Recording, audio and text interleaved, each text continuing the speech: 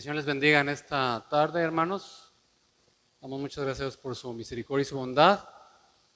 Hemos estado meditando, hemos estado revisando, estudiando, analizando la carta de Juan, la primera carta de Juan. Y en esta sesión, en este tiempo, vamos a estar analizando el versículo 17 y 18. Hermanos, creo que una de las cosas que como estudiantes en su momento más temimos o tememos, y muchos nos darán la razón, es cuando llegas de un fin de semana de descanso, de un puente, y te dicen, examen sorpresa. Y tú volteas a ver a la profesora y ¿cuál es la pregunta que haces? ¿Examen? ¿De qué? Apenas estás sentando en la banca, la primera de la mañana, 7 de la mañana, y te dicen examen sorpresa. Y empiezas y volteas a ver a tus compañeros y te dices, ¿de qué me perdí? ¿Cuándo avisaron que había examen? ¿En qué materia soy? ¿Qué clase es la que me toca ahorita? Y la maestra o el maestro vuelve a decir, sí, examen sorpresa. Y entonces, ¿qué empiezas a sentir en el estómago? ¿Qué empiezas a sentir en tu cuerpo? Tensión, estrés. Le dices a la maestra, maestra, ¿me puedo salir porque me siento mal? Lo peor que puede pasar en la vida de un estudiante es un examen sorpresa. Porque cuando el examen es sorpresa y se supone que estamos al día, ese examen no debería representar ninguna dificultad. Pero el problema es que ese examen sorpresa representa y evidencia la posición de ese estudiante, porque realmente no está preparado. Hermanos, el problema es que no estamos preparados para ese examen sorpresa, del cual está hablando 1 de Juan. Hemos leído la carta del apóstol Pedro, que el Señor vendrá como ladrón en la noche. Significa que va a venir sin avisar. Y ese examen sorpresa es el más grande examen que tú personalmente, solito, tendrás que enfrentar en tu vida. Te hago una pregunta, ¿estás preparado para el examen sorpresa que el Señor tiene preparada para esta tierra? El Señor vendrá como ladrón en la noche, sin avisar. Y en nuestro pasaje de hoy se menciona el juicio final. Y en esta carta, en la que el apóstol Juan ha estado meditando en tantas verdades bíblicas y en las características del auténtico cristiano, y en cómo es la iglesia, y en separarnos del mundo, en dónde está la luz, las tinieblas, el amor a Dios y el amor a los hermanos, como una expresión verdadera de la naturaleza del cristiano. Después de tocar todos estos temas, el apóstol Juan ahora se pone en un tono apocalíptico, escatológico. Nos empieza a hablar del juicio y que esas características que tienen que ver con el cristiano y ese amor que hemos de mostrar entre nosotros hablan y manifiestan el día venidero, cómo enfrentaremos ese día del Señor. Quiere el apóstol que crezcamos en ese amor a Dios, porque está convencido de que en la medida en que crecemos en el amor a Dios, crecerá nuestra confianza para aquel día, el gran día, el día final en el que el Señor venga con sus santos ángeles a juzgar a los vivos y a los muertos.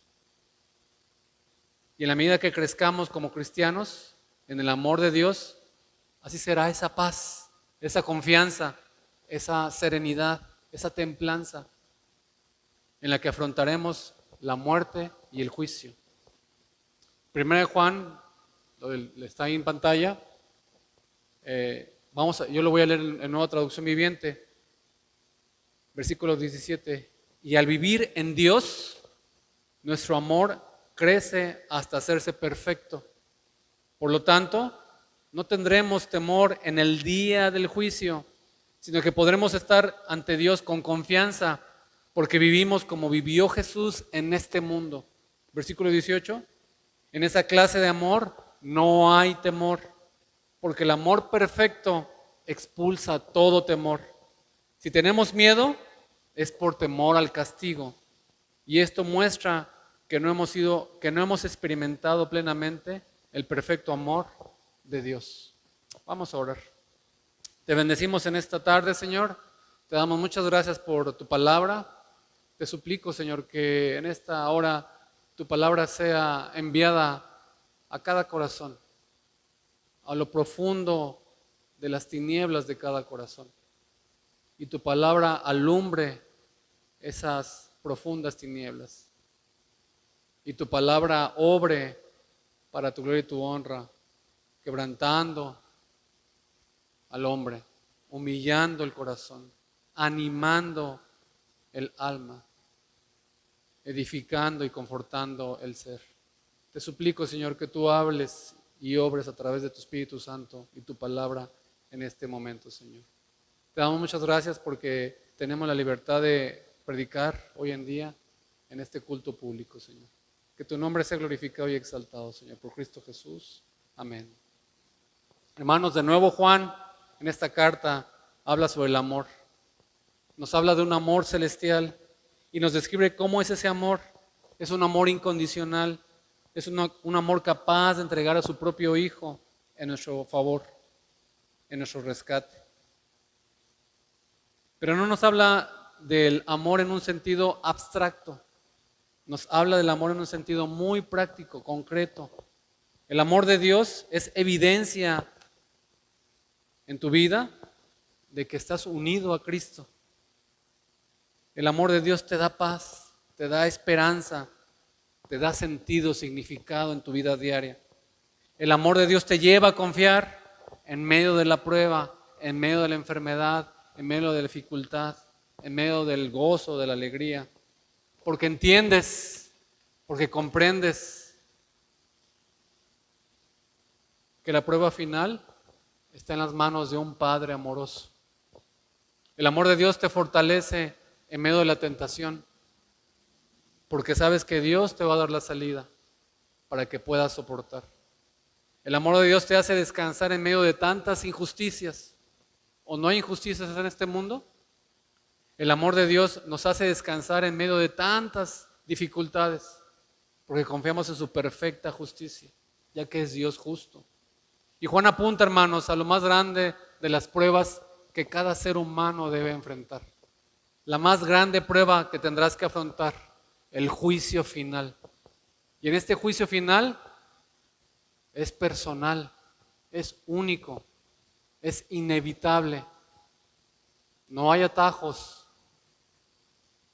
Tenemos que enfrentar cada uno de nosotros, cada ser humano, este juicio final.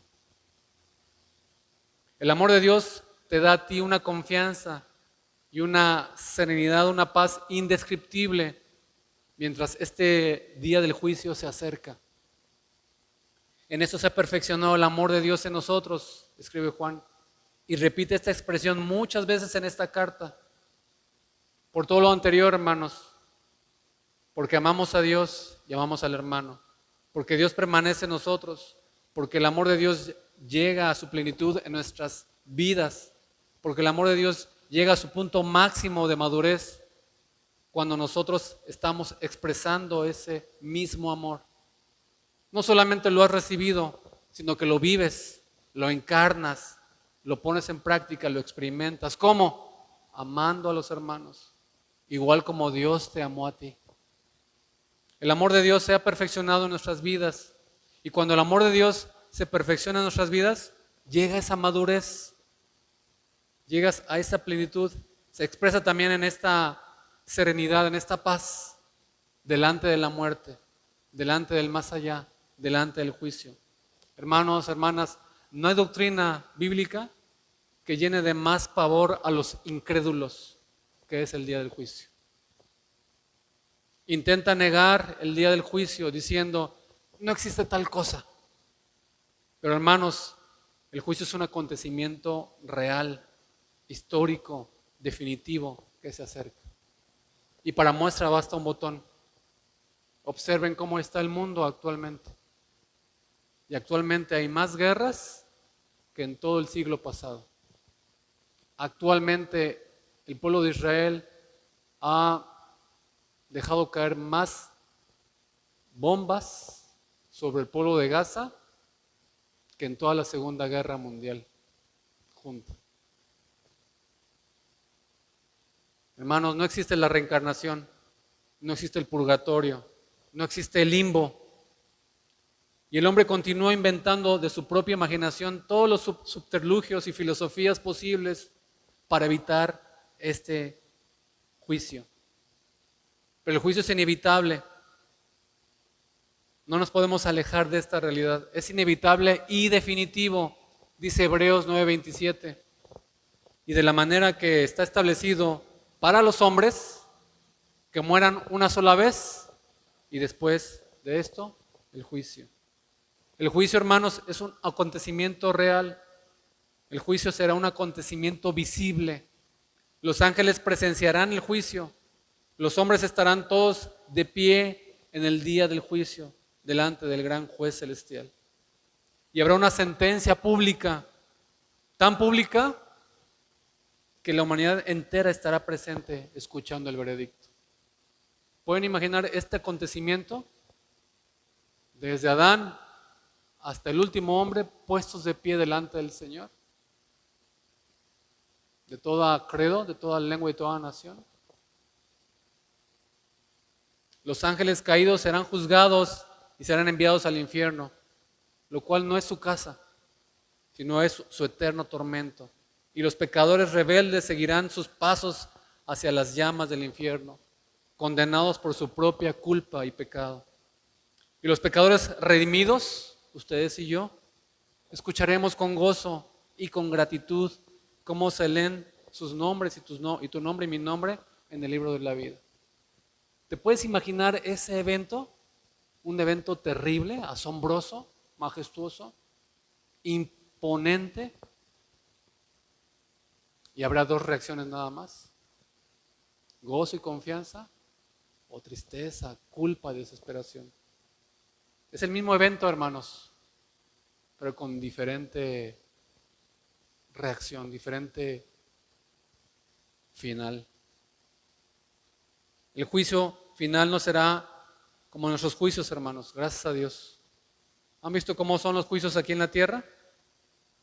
Si el juicio final fuera como los juicios aquí en la tierra, estaríamos toda la eternidad de juicio. No bastaría una eternidad. Para el juicio final seguiría. Hermanos, el juicio final no necesita investigar nada. No necesita enviar a los ángeles a la tierra para recolectar huellas dactilares. A ver quién hizo esto, a ver quién hizo otro. El juicio final no necesita enviar peritos para investigar cómo estuvo el accidente, cómo estuvo el asesinato, cómo estuvo tal evento. El juicio final será una sentencia contundente, definitiva, irrevocable de parte de Dios. Porque Dios tiene todo en su conocimiento. Apocalipsis 1, 14, 16. Hace una descripción increíble del Hijo del Hombre cuando venga con todo su poder. Y dice, en Nueva Traducción Viviente, 14, versículo 14, la cabeza y el cabello eran blancos como la lana. ¿Te puedes imaginar ver aproximarse al Señor Jesucristo? Y lo primero que ves es su cabeza y su cabello blanco como la blanca lana. Símbolo de pureza, de perfección, de santidad, de justicia. Tan blancos como la nieve, y los ojos eran como ¿qué? Llamas de fuego. Yo estoy visco a veces, o necesito lentes. ¿Te puedes imaginar por un instante la mirada del Señor Jesucristo? Lo que provocaría en tu propia persona. Llamas de fuego. Los pies eran como bronce pulido, refinado en un horno. Y su voz tronaba como potentes olas del mar. 16. Tenía 7 estrellas en la mano derecha y una espada aguda de doble filo salía de su boca. Y la cara era semejante al sol cuando brillaba en todo su esplendor. ¿Podrás estar de pie ante la presencia del Señor Jesucristo ese día? ¿Podrás enfrentarte bajo tus propios argumentos? La mirada penetrante del Señor Jesucristo es capaz de leer todos tus pensamientos y conocer las intenciones más ocultas de tu corazón. Qué incómodo, hermanos, cuando nos vemos a los ojos unos a otros, ¿verdad? Si hacemos un concurso de miradas, ¿quién aguanta la mirada? Ninguno. Dios no necesita investigar nada. Con una sola mirada a tu corazón es puesto en una balanza y eres hallado falto, eres hallado culpable. El juicio final será una sentencia para todas las personas de todas las naciones, de todas las lenguas, de todas las culturas, de todas las épocas, de todos los tiempos. Será un juicio universal. Todas las personas de todas las religiones y de todos los credos serán juzgados delante de Dios y nadie podrá decir, ay no, yo no soy cristiano. El Dios de los cristianos a mí no me puede juzgar. Nadie podrá decir, yo no conocía los 10 mandamientos, yo no conocía la voluntad de Dios, porque todos y cada uno de nosotros hemos recibido de parte de Dios una conciencia grabada por Dios en nuestras mentes, de la cual ningún ser humano puede escapar. Aún aquellos que son credos aparte del cristianismo, no podrán decir que obedecieron completamente a Dios, porque aún sus propias conciencias les acusan. Por la evidencia de sus conciencias serán también condenados. A esto se refiere el apóstol Pablo en Romanos 2, cuando dice, por cuanto a los gentiles que no tienen ley, hacen por naturaleza lo que es de la ley. Estos, aunque no tengan ley, son ley para sí mismos, mostrando la obra de la ley escrita en sus corazones, dando testimonio su conciencia y acusándoles o defendiéndoles sus razonamientos en el día en que Dios juzgará por Jesucristo los secretos de los hombres conforme a mi evangelio. Hermanos, esto quiere decir que aún aquellos que no han escuchado nunca el evangelio, por sus propias conciencias serán juzgados y serán hallados culpables. Ya sean budistas, maometanos, católicos o evangélicos, todos serán juzgados delante del trono de Dios y sus propias conciencias les estarán acusando. Si aún no eres cristiano, si aún no eres de Cristo, y aunque rechaces la Biblia y rechaces la ley de Dios y rechaces el juicio final, tu propia conciencia te acusa y te dice que mereces el fuego del infierno. Aún aquel que se dice que es ateo y delante de Dios le diga, yo no creo en ti, tú no me puedes juzgar. Mi única religión, mi único Dios es mi propia moral. Dios te preguntará y Dios le preguntará a esa persona, ¿y no has fallado a esta conciencia? Aún el ateo tendrá que decir que ha sido toda su vida independiente de Dios y tendrá que reconocer que ha sido un mal ateo porque ha fallado a su propia conciencia. Hermanos, nadie puede escapar de la conciencia, porque la conciencia que Dios ha puesto y ha grabado en nuestros corazones nos dice que hay una justicia y que nuestra vida no es justa. Nos dice que hay una verdad y que nosotros somos faltos a nuestra propia conciencia. En el día del juicio es algo muy real y es contundente y es anunciado por todas partes. Hay películas que hacen una caricatura constante de esto. En las Escrituras del Señor Jesucristo leemos muchas parábolas que hablan de esto y cómo Él lo representa. ¿Recuerdan la parábola del trigo y la cizaña? El enemigo plantó la cizaña en medio del trigo y los sembradores le dicen al amo, quitamos el trigo, y dice el amo, no, déjalo crecer, porque va a crecer la cizaña, pero también va a crecer el trigo, hasta el día de la siega. Entonces el día de la siega, el trigo será atesorado en el granero del Señor y la cizaña será echada en el fuego. ¿Recuerdan la parábola de la red? ¿Recuerdan el reino de los cielos? Es como una red de pesca que pesca gran cantidad de peces, pero no todos los peces son útiles, muchos son desechados en la playa para ser comidos por los pájaros. ¿Se acuerdan las 10 vírgenes que están esperando al novio? Unas son prudentes y tienen aceite, más otras son imprudentes y se les acaba el aceite. Las prudentes están en la fiesta, entran en las bodas y se cierra la puerta. Las imprudentes se quedan fuera en la noche llamando a la puerta y nadie escucha. El rico y Lázaro, ¿recuerdan la parábola? El rico vivía ostentosamente mientras Lázaro era pobre, muriéndose de hambre a la puerta de la casa del rico. Y la muerte llegó a los dos y Lázaro fue consolado en el seno de Abraham, mientras que el rico sufría el tormento en la llama del infierno. Hermanos, hermanas, el juicio está en todas partes de la Escritura, de la enseñanza del Señor Jesucristo. Y negar que hay un juicio final y que habrá condenados y unos salvos, es decir que el Señor Jesucristo es mentiroso. Llaman a Cristo mentiroso aquellos que se llaman cristianos, pero son universalistas. Dicen que al final Dios, como es tan bueno, abrirá las puertas de los cielos y todos entrarán al cielo. Habrá barra libre y el infierno estará vacío.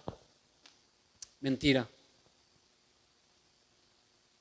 Esto es decir que Jesús es mentiroso y que todo lo que ha dicho en el Nuevo Testamento es mentira. Esto es lo que leemos en la Biblia, hermanos. Hay un juicio, hay una condenación para aquellos que están sin Él. Y ese día del juicio final se acerca y debería y debe ser tu principal preocupación u ocupación. Que el día del juicio se acerca y alguno podría pensar, Jesús vino hace 2000 años y dijo, vengo pronto. Y fíjate, ya han pasado 2000 años. Y podrías llegar a pensar, aún tengo tiempo.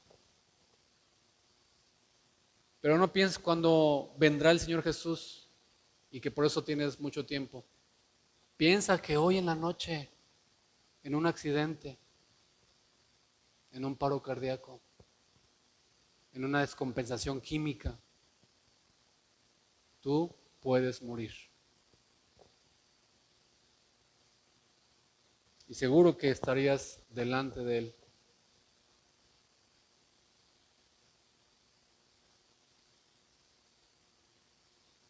Hoy es el día de salvación. ¿Estás preparado para encontrarte cara a cara con el Señor? Hermanos, si estamos buscando estar preparados hoy, eso nos prepara para estar preparados en el futuro o mañana. Si no estás buscando prepararte hoy, eso es indicio de que no estarás listo para mañana. No te conformes pensar que eres cristiano porque vienes a la iglesia. El día del juicio revela lo que hay realmente en tu corazón. ¿Te puedes presentar delante del Señor con confianza en el día del juicio?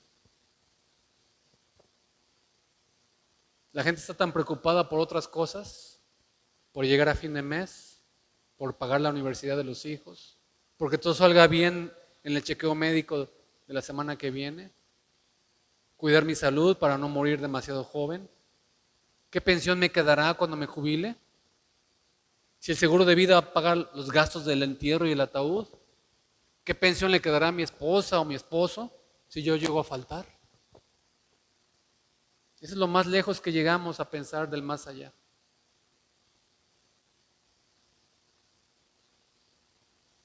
Bueno, eso ya lo veremos, podrían decir algunos.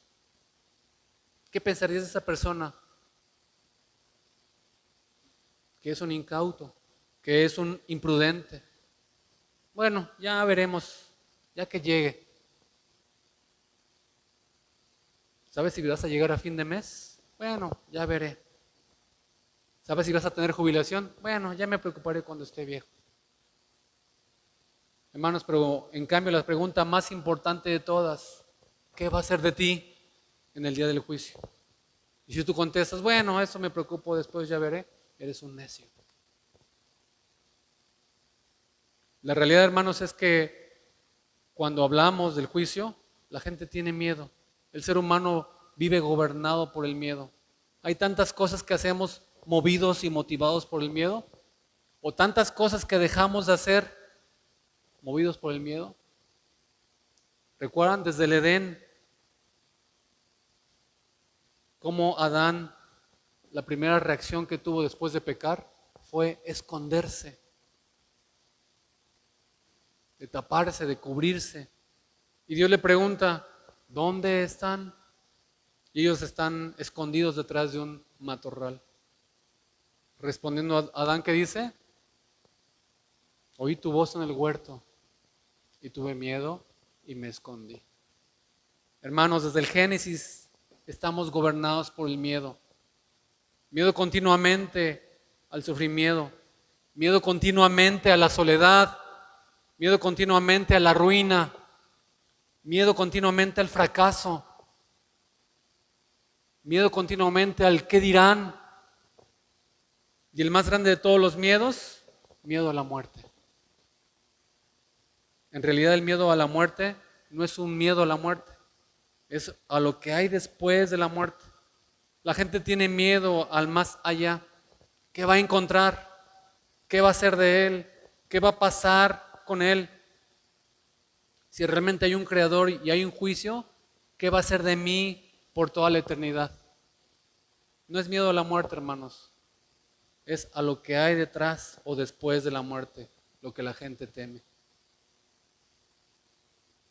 Como el estudiante que no está preparado para el examen y se queda delante de la puerta del colegio petrificado. No tiene miedo a la puerta, tiene miedo a lo que le espera después de esa puerta. No quiere entrar. Así que, hermanos, la gente piensa poco en la muerte, poco en el más allá, lo mínimo posible. La muerte es un tema tabú que casi ha desaparecido de nuestro vocabulario. Y se romantiza la muerte.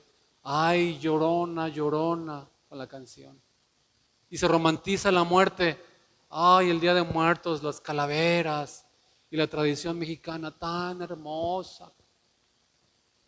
Y se romantiza la muerte. Ay, Mixqui, un lugar especial. Lo peor que han podido hacer en tantos hospitales es poner televisores.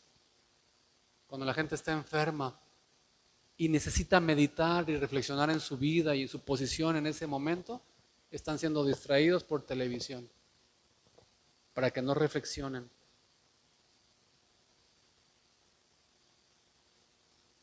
El incrédulo piensa poco en la muerte, piensa poco en el más allá, y cuanto menos, mejor.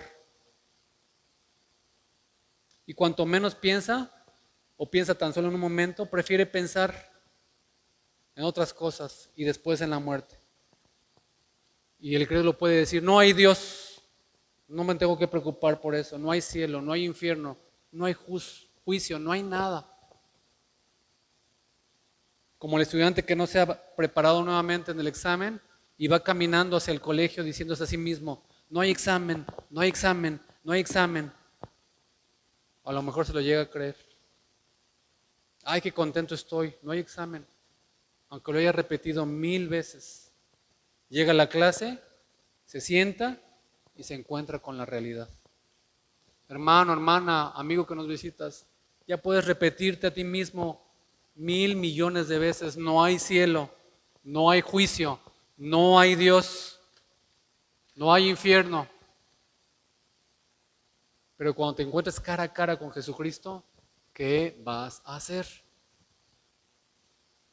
Hermanos y hermanas, amigos, si el ateísmo es cierto, y según las teorías venimos del mono, y según la Biblia es mentira, y los incrédulos tienen razón. Los cristianos hemos vivido toda una vida de cuento de hadas y todos acabaremos en la tumba y ahí se acabó todo. ¿Qué habremos perdido?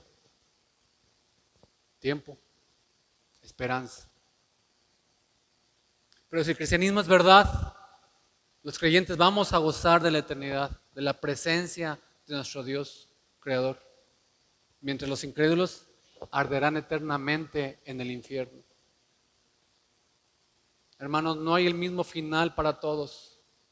La diferencia es abismal, es eterna.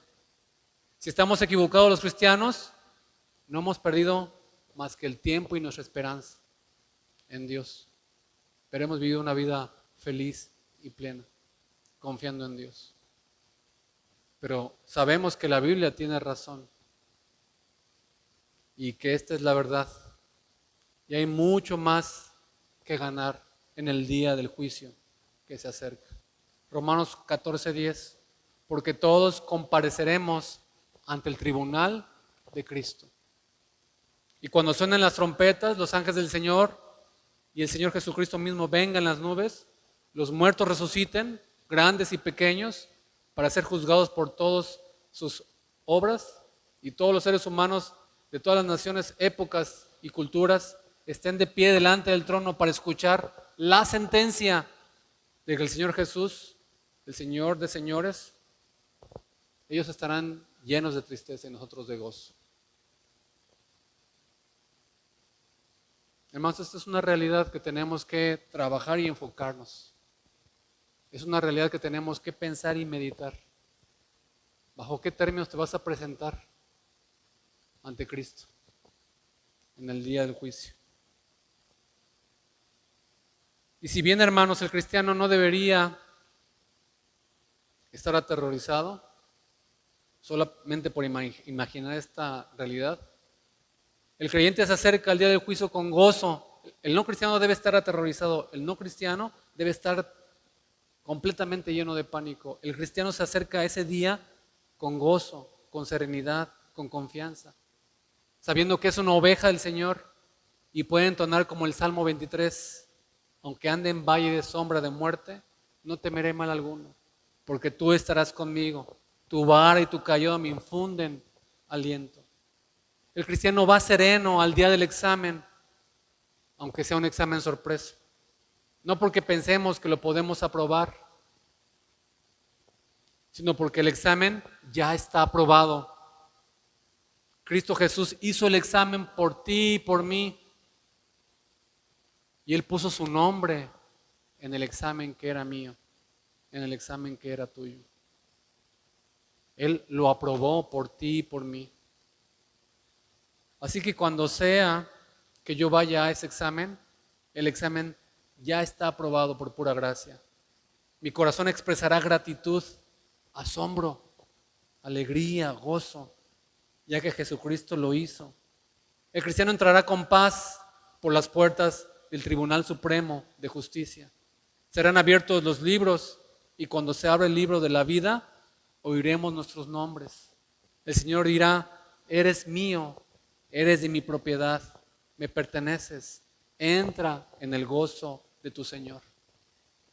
Y habrá lágrimas en nuestros ojos, no serán lágrimas de tristeza, serán lágrimas de gozo, de alegría, de liberación. Y nuestro corazón latirá a toda velocidad, pero no será por el temor, sino será por la emoción inmensa. Escribe Matthew Henry, feliz aquel que tiene una santa certeza y seguridad en la perspectiva de aquel día, que mira y espera ese día y la aparición del juez. Y podemos decir, junto al apóstol Pablo en 2 Timoteo 4:8, me está guardada la corona de justicia, la cual me dará el Señor juez justo en aquel día. Y no solo a mí, sino a todos los que aman su venida.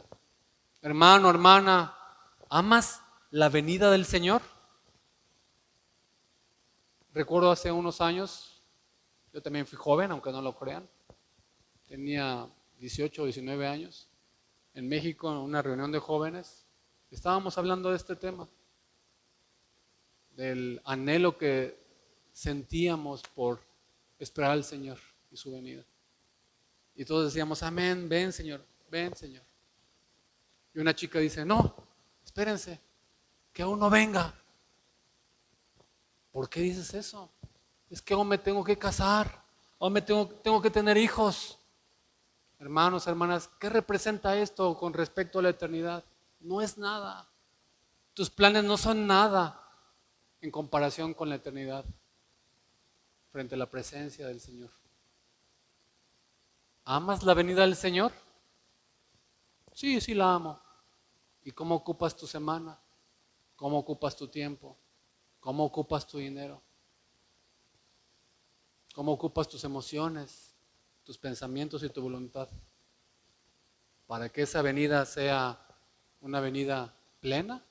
¿O eres un obstructor y dices, no, que no venga?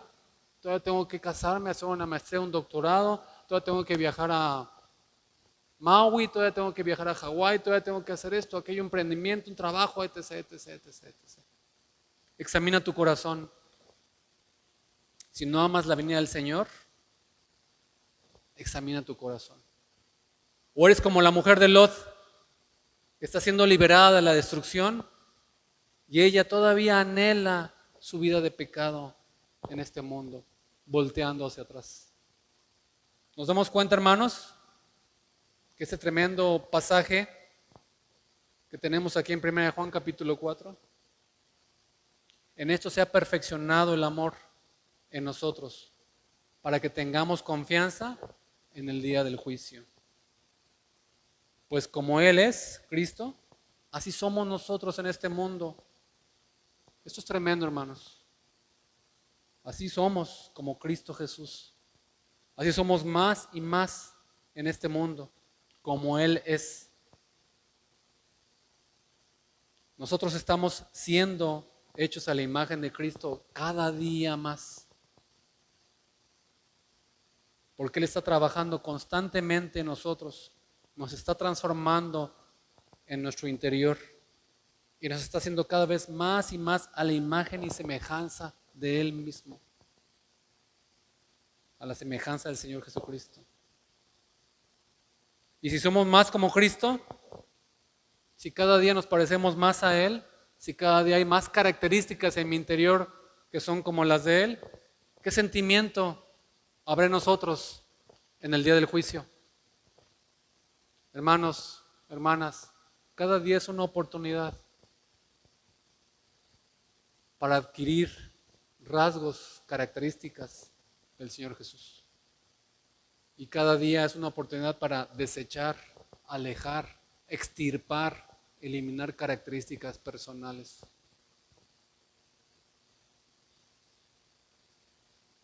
¿Puedes imaginar el encuentro de un hijo con su padre? Gratitud, amor, reverencia. No habrá temor, porque al ver a nuestro Padre y al mirar a nuestro Padre, veremos cómo Dios nos acepta como hijos suyos. Porque el Padre, antes de mirarnos a nosotros, ya miró a su Hijo Jesucristo. Y ahora ve en nosotros la identidad, la naturaleza de Jesucristo en nosotros.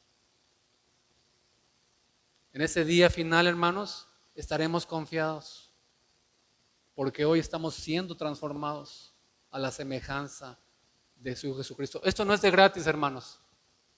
El que el Señor Jesucristo esté trabajando en nosotros es un testimonio de que somos hijos de Él. Es un adelanto de la gloria venidera.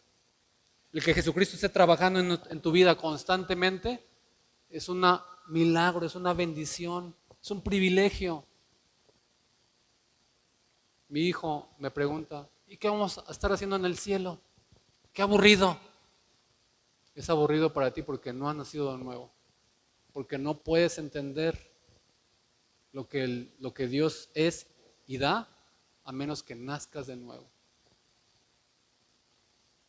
Es Dios y su poder que actúa en nosotros. Hermanos, es un privilegio, es una bendición que Dios nos permite ser transformados día a día. Ya no somos como el mundo, ya no somos del mundo, ahora somos de Él y somos para Él y le pertenecemos a Él. Jesucristo es el árbol fuerte, el árbol verde y frondoso, cargado de fruto. Nosotros somos un arbolito que antes era un árbol seco, recién plantado. Falta mucho por crecer y dar mucho fruto, pero es el mismo árbol que Cristo es. Somos como Él, somos del mismo tipo que Él, somos de la misma clase de Él.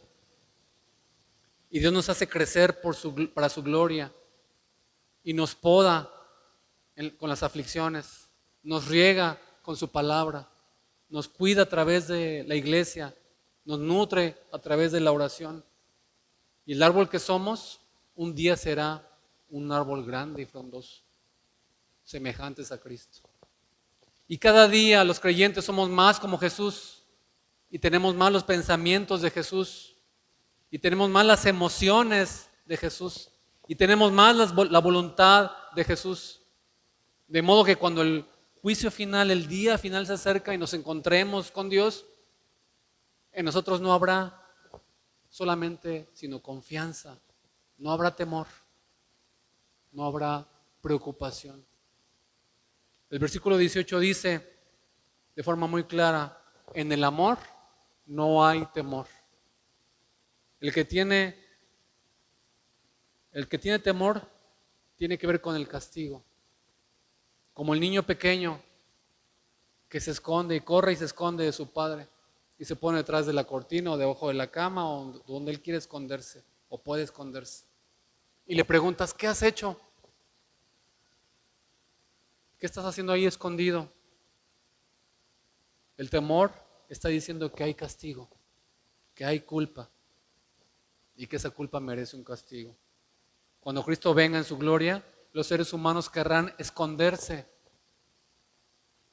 Comprobarán que la Biblia era verdad y correrán en todas direcciones y no sabrán dónde esconderse. Dice Apocalipsis 6:15, y los reyes de la tierra, los grandes, los ricos, los capitanes, los poderosos y todo siervo y todo libre se escondieron en las cuevas y entre las peñas de los montes y decían a los montes y a las peñas, caed sobre nosotros y escondernos del rostro de aquel que está sentado sobre el trono de la ira del Cordero, porque el gran día de su ira ha llegado. ¿Y quién podrá sostenerse en pie? ¿Se pueden imaginar, hermanos? El mismo rostro de Jesús para unos es visto como ira y para otros es visto como favor y gracia inmerecida de parte de Dios para con nosotros. Es el mismo evento, es la misma persona, es el mismo momento. Querrán esconderse y no podrán esconderse porque no habrá dónde huir. Los hombres temen porque saben que van a recibir las consecuencias de su impiedad y de su castigo, de su culpa y su pecado. Pero ahí donde hay amor, el temor desaparece, hermanos. El cristiano sabe del amor de Dios porque lo ha experimentado, porque lo ha recibido. Por amor entregó Dios a su Hijo unigénito y su Hijo unigénito bebió la copa de la ira de Dios y a nosotros nos ha dado la copa del favor de Dios. Y podemos expresar, mi copa está rebosando, como el Salmo 23. Mientras que él decía al Padre, si es tu voluntad, pasa de mí esta copa. Él vivió la copa de la ira de Dios y nos dejó a nosotros la copa de la misericordia. Dios ya castigó a Cristo por causa de cada uno de nosotros.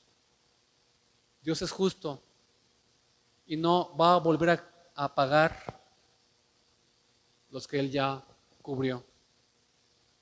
Si Cristo ya pagó en la cruz por mí ahora, Dios no me va a hacer pagar lo que Cristo ya ha pagado en la cruz del Calvario. Me puedo presentar delante de Él con confianza, con paz, con serenidad, de modo que el temor a la muerte ya no tiene potestad sobre nosotros, los que somos de Cristo. No debería preocuparte si hoy en la tarde mueres. Deberías estar contento, expectante, agradecido por los 10, 15, 50, 80 años que el Señor te ha permitido vivir y estar satisfecho por lo que Él te dio. El perfecto amor echa fuera el temor.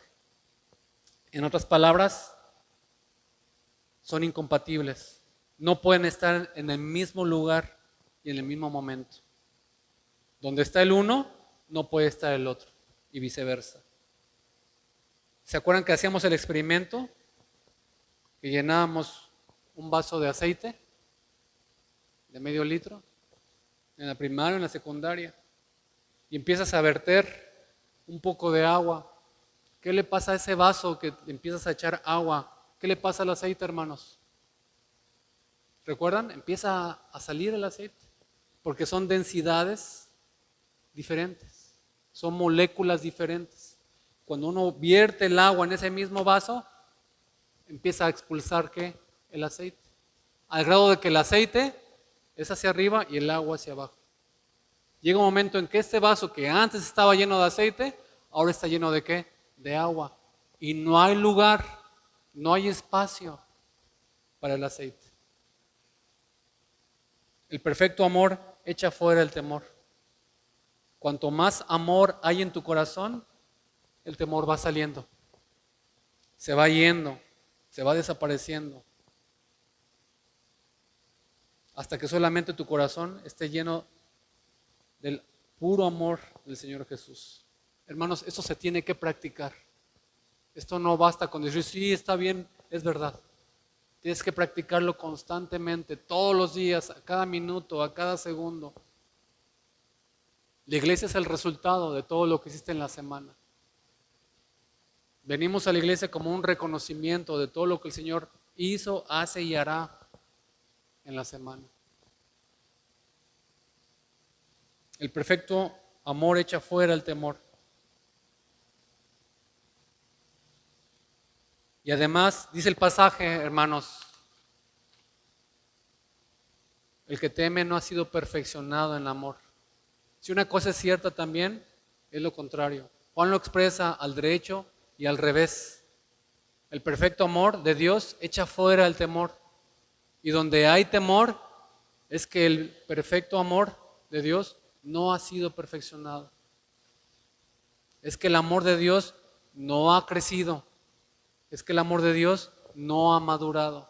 Hermanos, estamos llamados a que si tu conciencia es débil, así tu conocimiento del Señor es poco, aunque tengas 50 años de cristiano, estamos llamados a crecer en la gracia y el conocimiento del Señor. Si te conformas nada más con estar el domingo aquí, ay, ya escuché, ya estudié un poquito la Biblia, y entre semana estás alejado del Señor, te engañas a ti mismo. Vas a reprobar el examen. Hermanos, Juan no está diciendo que si tienes dudas respecto a tu salvación eterna, es que no eres cristiano, de verdad. Hay muchos cristianos que se pasan toda la vida cristiana dudando acerca de su salvación hasta que entran a las puertas del cielo. No está diciendo Juan acerca de esto, que si hay algún temor del día final, del día del juicio, es que no tienes amor por Dios. No está diciendo esto Juan. Juan dice que si hay temor, es porque el amor de Dios no se ha perfeccionado. Y veamos cuántas veces aparece aquí. El amor de Dios debe seguir creciendo en ti hasta que desaparezca por completo cualquier temor. Es tu responsabilidad leer la Biblia. Es tu responsabilidad obedecer la palabra de Dios. Es tu responsabilidad. No, es que si el pastor no me visita, si no me llaman por teléfono, esas son excusas. No digo que no sea bueno visitar a los hermanos enfermos o a las familias, no estoy diciendo eso.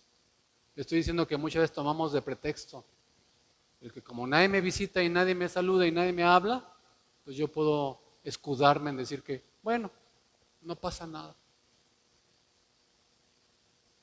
Hermanos, estamos llamados a luchar contra el temor por medio del amor de Dios y su palabra. El amor de Dios debe seguir madurando en ti, debe seguir creciendo en el amor hacia Dios y hacia su iglesia, de tal modo que el amor crezca hasta no dejar ningún espacio para el temor. El apóstol Juan quiere movernos a seguir creciendo en el amor a Dios y nuestra confianza en Él.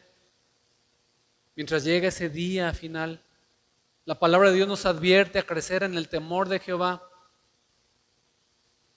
Es cierto, hermanos, que debemos diferenciar entre lo que es el temor en un sentido de pánico y temor en un sentido de reverencia. Hemos de crecer en el temor de Jehová. Hermanos, ¿recuerdan? El temor a Jehová es el principio de la sabiduría, dice Proverbios. A Dios le tenemos miedo, un temor con reverencia, con entendimiento, con raciocinio. No le tenemos pánico porque le conocemos, porque sabemos quién es Él. Cuando Dios levanta la mano, el cristiano no espera una cachetada. Al contrario, espera una caricia de parte de Dios. Porque sabemos que es nuestro Padre celestial, es nuestro Padre amoroso. Tenemos por Él respeto, reverencia, temor reverente. Ese es el temor que debemos de tener.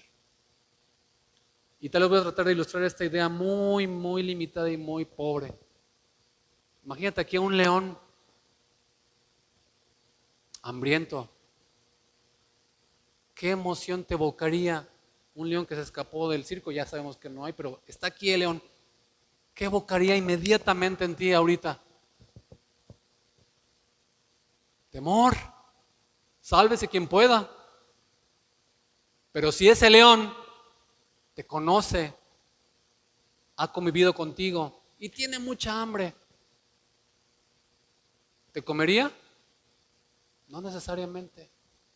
Quizá podrías tener temor, pero también tener confianza. Hermanos, esto se refiere el apóstol Juan aquí. El Señor es fuego consumidor, pero también es lento para la ira y grande en misericordia. Si ves al Señor solamente como ira y enojo, no estás conociendo al Señor de la Biblia. Si solamente ves al Señor como un viejito de barbas, ¿qué quiere mi hijito? No conoces a Dios. Las características del Señor son únicas. El temor al que se refiere Juan es el miedo al día del juicio, al temor a la condenación. Y este desaparece por completo en la vida del cristiano. Y esto debería estar muy presente en la vida de la iglesia.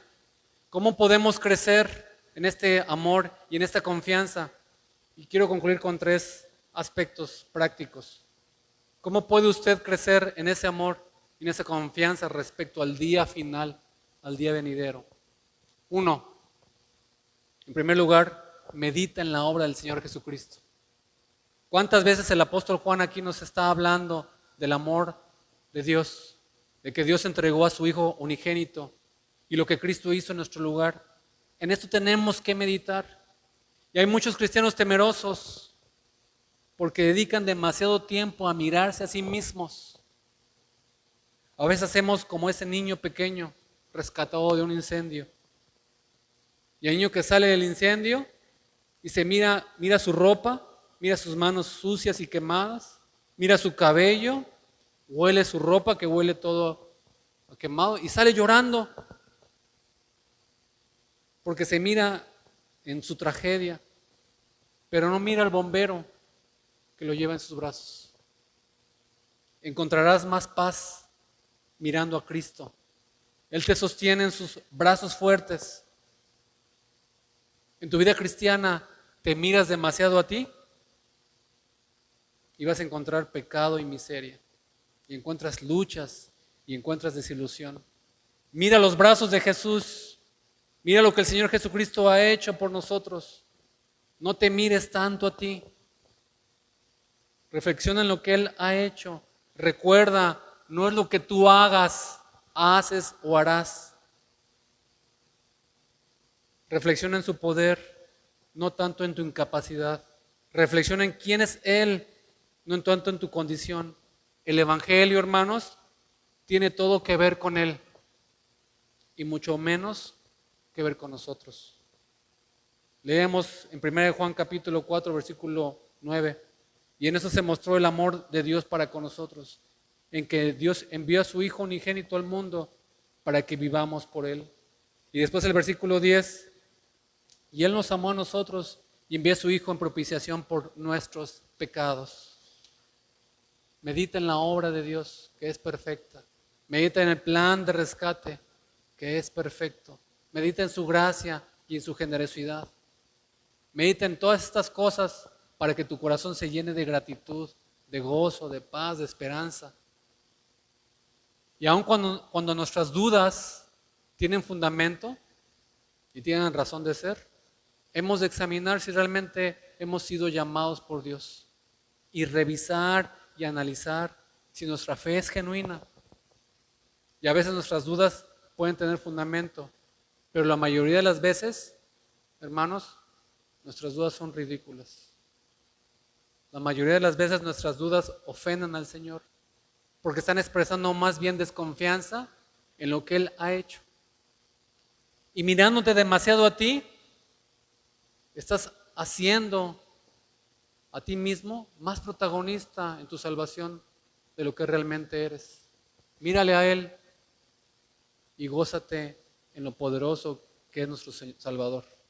Así que en primer lugar, medita en la obra del Señor Jesucristo. En segundo lugar, contempla en tu vida las evidencias de las que está hablando aquí el apóstol Juan. ¿Las puedes ver en tu vida? Juan habla mucho de lo que es un verdadero cristiano. Nos habla del amor de Dios, nos habla del amor a los hermanos, del permanecer en la palabra, de la oración, de la confianza. Nos está describiendo lo que es un auténtico hijo de Dios. ¿Puedes ver estas características en tu vida?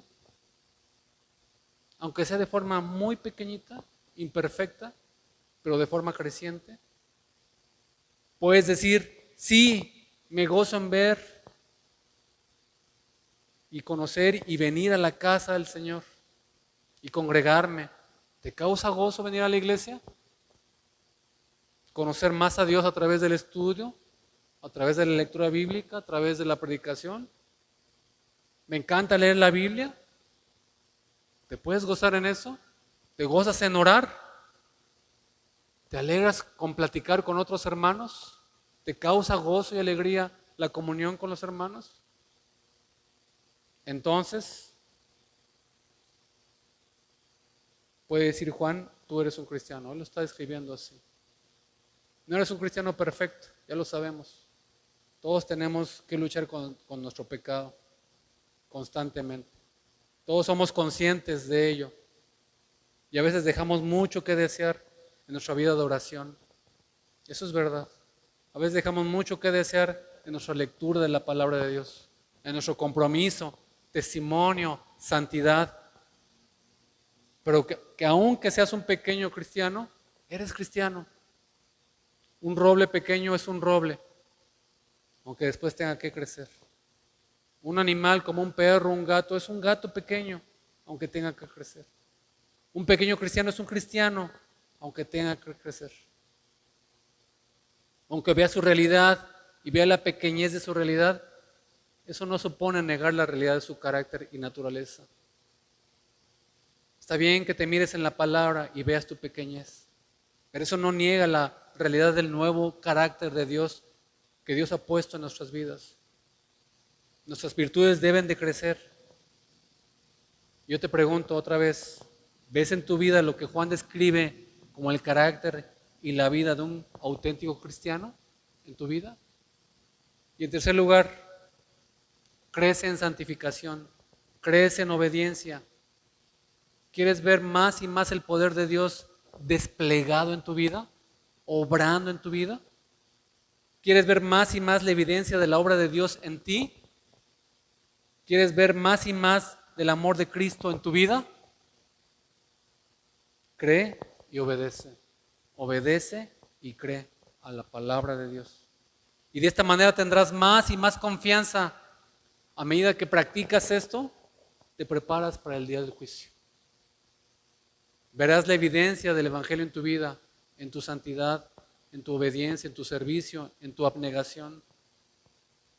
Además de la justificación, que sabemos que hemos sido justificados en un acto puntual de Dios en nuestras vidas, además de nuestra justificación, la santificación da muestra de la realidad de que yo soy salvo. Hermanos, no soy santo porque tenga un compromiso con la gente. No vivo una vida diferente porque quiera agradar a la gente que me observa. O porque quiero estar muy bien conmigo mismo y me siento tan bien siendo tan bueno y tan santo. Hermanos, busco la santidad como resultado de la justificación. Hermanos, busco la santidad como resultado de la justificación porque el Señor ya me ha regenerado, depositado en mí fe y arrepentimiento. Hermanos, busco la santificación como resultado del llamamiento eficaz, porque Dios ha despertado mi oído a través de ese llamamiento. Hermanos, busco la santificación porque Dios me predestinó para ser hijo suyo. Cuando estamos enfermos y tomamos una medicina, reconocemos que estamos enfermos y sabemos que la medicina que estamos tomando es buena para mi salud. Y me la estoy tomando y la sigo tomando porque voy notando los efectos de la medicina en mí.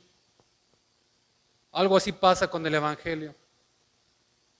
El que sabe que el amor de Dios es verdad y que ha recibido el amor de Dios, el cristiano verdadero sabe que ha recibido el amor de Dios, empieza a ver sus efectos en él.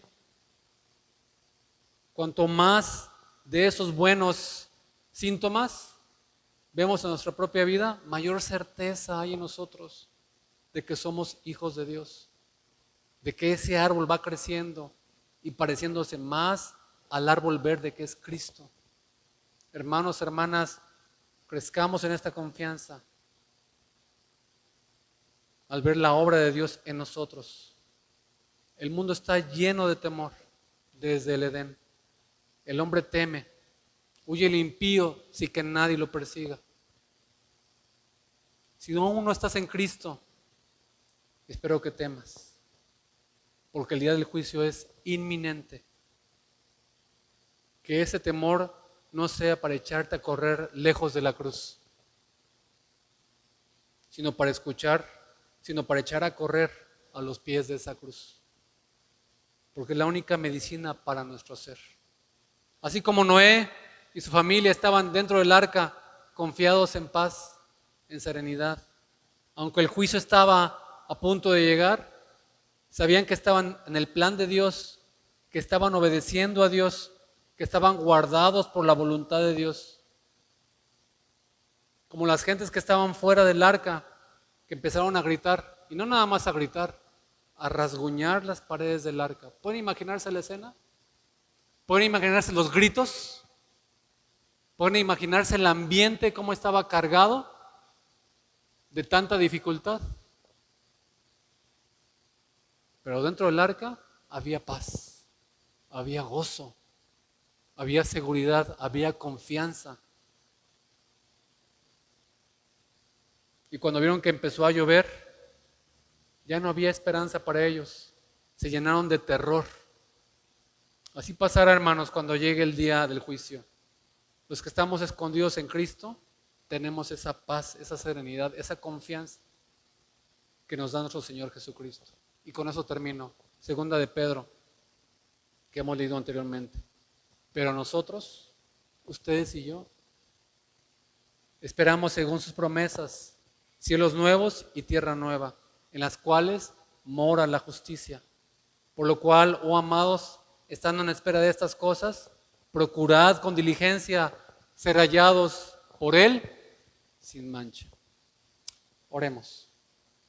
Te bendecimos, Señor, en esta Mañana te damos muchas gracias, Padre, porque tu palabra nos exhorta nuevamente a buscarte a ti, a honrarte a ti, a depender de ti. Te suplico, Señor, que avives nuestros corazones, despierte nuestros corazones a tu palabra. Levanta a estos huesos secos, Señor, y dales vida para tu gloria y tu honra. Te suplicamos, Señor, que tu palabra haga un profundo hueco, una profunda huella, una profunda marca en nuestros corazones. Que no salgamos de aquí igual que como entramos.